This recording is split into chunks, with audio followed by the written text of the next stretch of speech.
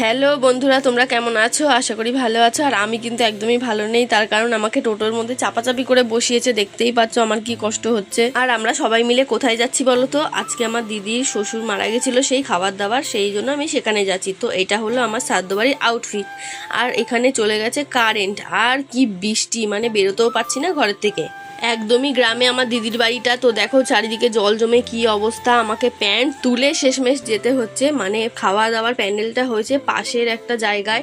তো সেখানে যাওয়ার জন্য জল সাত সমুদ্র পেরিয়ে তারপর যেতে হচ্ছে। আর আমার বর এসেছে 5টার সময়, সেই জন্য আমি 5টার সময় খেতে বসেছিলাম আমার বরের সাথে।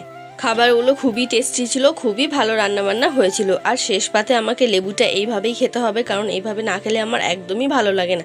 আর ওই ডালের সাথে লেবু খাওয়া, এটা আমি একদমই পছন্দ করি না, আমার ভালোও লাগে না।